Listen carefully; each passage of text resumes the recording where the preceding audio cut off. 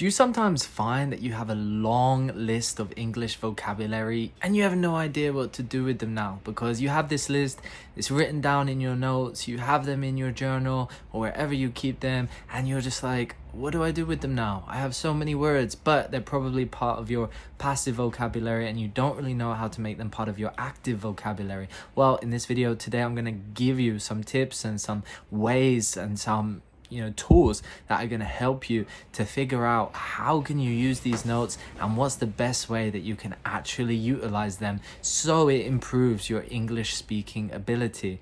Well, the first one, which I think is super practical, I also use this myself, is to really utilize this vocabulary by using AI.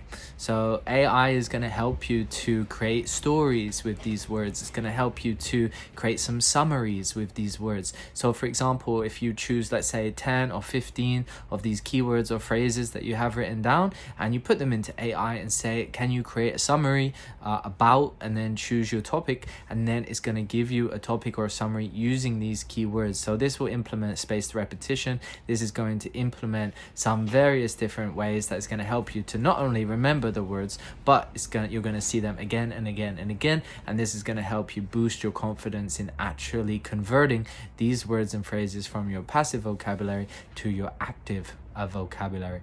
So another thing that you can do with these with this list that I find to be super useful is to actually start creating sentences using these words. So when you go through your list and start from the top, like I would actually categorize them and put them into blocks of say 15 words or sentences, and start going through one by one. Okay, can I use this in a sentence? Create the sentence. If you can't use it in a sentence, then you're gonna have to figure out why. Maybe you need to review the meaning. Maybe you need to look at some more context of how you can use it. Do you feel comfortable actually pronouncing this word and using it in context? Because these are the keys that you need to be pushing yourself. You need to be pushing the boundary, and you need to start to feel confident using this new vocabulary that you have acquired. Writing it down is just step one, but you are not doing step 2, step 3, step 4, step 5, which are the steps that you need to finally be confident in using this vocabulary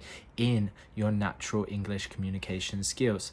So the next thing is try to actually create a story yourself using some of these words. So if you look at your list and you say, okay, I have some phrasal verbs in here, I have some expressions, I have some ways of communicating using some different adjectives, some different nouns. Like, okay, what context do these all relate to, and how could I potentially create a story myself using these keywords and these